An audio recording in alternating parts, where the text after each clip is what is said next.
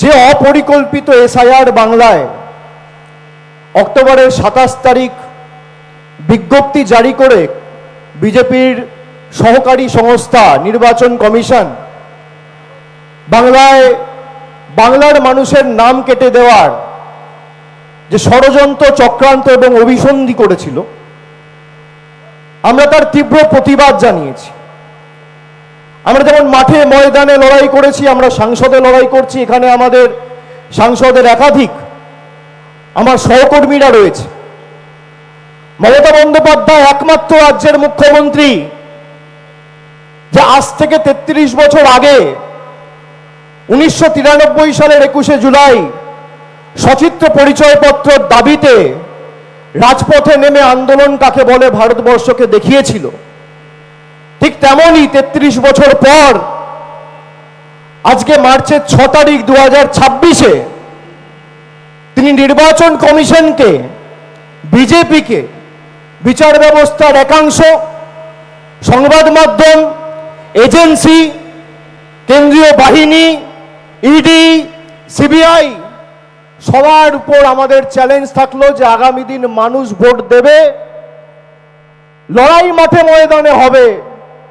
তৃণমূল কংগ্রেসের উপর মানুষের জনসমর্থন আগামী নির্বাচনে আরো বাড়বে। এই লড়াই সেই লড়াই। ইতিমধ্যেই আমাদের বাংলা থেকে 58 লক্ষ ভোটারের নাম কাটা হয়েছিল। যখন ড্রাফট ভোটার লিস্ট বেরোয় তখন আমরা দেখেছিলাম ডিসেম্বর মাস।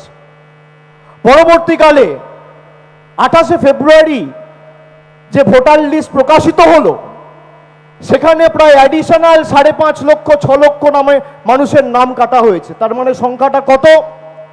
63 লক্ষ 64 লক্ষ।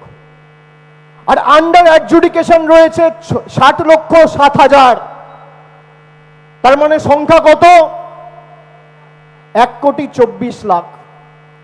এসআইআর ঘোষণা হওয়ার 3 মাস আগে থেকে বিজেপির নেতারা গলা ফাটিয়েছিল, চেঁচিয়ে চেঁচিয়ে বলেছিল 1,24,00,000, 1,25,00,000 লোকের নাম বাদ যাবে। এটা তো কাকতালীয় হতে পারে না।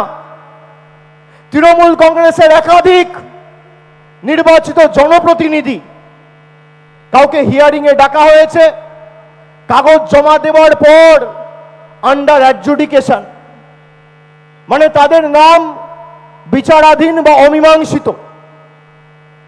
তৃণমূল কংগ্রেসের মামাটি মানুষ সরকারের রাষ্ট্রমন্ত্রী গুলাম রাব্বানির নাম আন্ডার অ্যাডজুডিকেশন, শশী পাজার নাম আন্ডার অ্যাডজুডিকেশন, সাথী খন্দকারের নাম আন্ডার অ্যাডজুডিকেশন, কাজল শেখের নাম আন্ডার অ্যাডজুডিকেশন, ময়নাগুড়ির বিডিওর নাম আন্ডার অ্যাডজুডিকেশন, মুর্শিদাবাদের এমএলএ কংগ্রেস প্রতীক চিহ্নে নির্বাচিত হয়ে তৃণমূল কংগ্রেসে যোগদান করেছে বাইরন বিশ্বাস, তার নাম আন্ডার অ্যাডজুডিকেশন।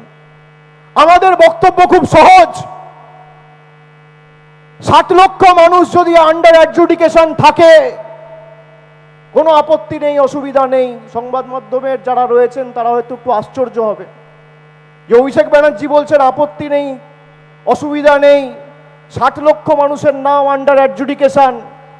60 লক্ষ মানুষের নাম যদি আন্ডার অ্যাডজুডিকেশন থাকে, তাহলে নরেন্দ্র মোদীর চেয়ারটাও আন্ডার অ্যাডজুডিকেশন থাকবে।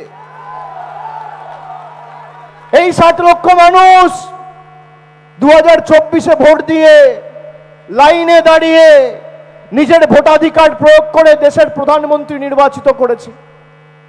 এই 60 লক্ষ মানুষ ভারতবর্ষের ক্যাবিনেটে কে কোথায় বসবে ঠিক করেছে। এই 60 লক্ষ মানুষ পরোক্ষভাবে দেশের রাষ্ট্রপতি কে হবে, উপরাষ্ট্রপতি কে হবে ঠিক করেছে। যাদের নির্বাচিত করেছে সেই সাংসদরা ভোট দিয়েছে।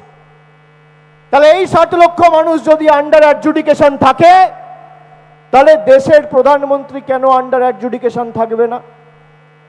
আর যদি দেশের প্রধানমন্ত্রীর পদ আন্ডার অ্যাডজুডিকেশন না থাকে, তাহলে এই 60 লক্ষ মানুষকে তার ভোটাধিকার দিতে হবে, এই আমাদের দাবি।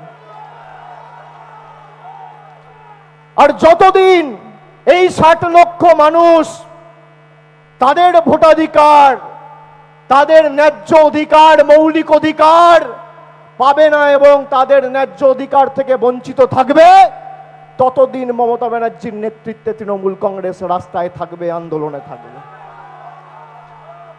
আমাদের রাজ্যের মুখ্যমন্ত্রী একমাত্র দলনেত্রী, যিনি মুখ্যমন্ত্রী হিসেবে নয়, দলনেত্রী হিসেবে নয়, যিনি সাধারণ একজন নাগরিক হিসেবে সুপ্রিম কোর্টে মামলা করে মানুষের জন্য লড়াই করতে গেছে। ভারতবর্ষে 28টা রাজ্য রয়েছে, 8টা কেন্দ্রশাসিত অঞ্চল রয়েছে। কোন মুখ্যমন্ত্রীকে, কেন্দ্রীয় মন্ত্রীকে, দলনেতাকে, দলনেত্রীকে ভারতবর্ষের 140 কোটি মানুষ দেশের সর্বোচ্চ আদালতে গিয়ে মানুষের পক্ষে সওয়াল করতে দেখেনি, একমাত্র মমতা বন্দ্যোপাধ্যায় করেছে। আমাদের যে দাবিগুলো প্রথম দিন থেকে ছিল যে লজিক্যাল ডিসক্রিপেন্সি লিস্ট রিলিজ করতে হবে, জ্ঞানেশ কুমার বলেছিল আমরা করব না। আমাদের 10 জনের যে সাংসদের প্রতিনিধি দল গেছিল ডিসেম্বর মাসের 31 তারিখ, তাদেরকে তর্জনী দেখিয়ে তিনি অমিত শাহকে সন্তুষ্ট করার জন্য আমাদের সাথে দুর্ব্যবহার পর্যন্ত করেছিলেন। আমরা তাকে বলেছিলাম যে আপনি মনোনীত, আমরা নির্বাচিত, আপনি আঙ্গুল নামিয়ে কথা বলুন। তৃণমূল অন্য ধাতুতে তৈরি, তৃণমূলকে আঙ্গুল দেখিয়ে তৃণমূলকে ধমকে চমকে লাভ নেই। আমি আজ থেকে 1 বছর আগে বলেছিলাম যে 2026-এ মমতা ব্যানার্জির নেতৃত্বে তৃণমূল কংগ্রেস যখন চতুর্থবার মামাটি মানুষ সরকার প্রতিষ্ঠার স্বার্থে লড়াই করবে, ক্ষেত্রে লড়াই করবে, তৃণমূল কংগ্রেসের ভোটের পার্সেন্টেজও বাড়বে, শতাংশও বাড়বে, আসন সংখ্যাও বাড়বে। 1 বছর পর একই কথা বলছি।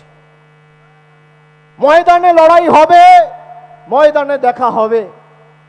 কিন্তু যারা ভাবছে আমি যখন ইচ্ছা মানুষকে, নোটবন্দির নামে 130 কোটি মানুষকে লাইনে দাঁড় করিয়ে দেব, 140 জন মারা গেছিল এই অপরিকল্পিত নোটবন্দি ঘোষণা করার কারণে। আজকে অপরিকল্পিত এসআইআর ঘোষণা করার কারণে প্রায় 172 জন সহনাগরিক, সহরাজ্যবাসীকে আমরা হারিয়েছি, যারা ভয়ে আত্মহত্যা করেছে, আত্মঘাতী হয়েছে।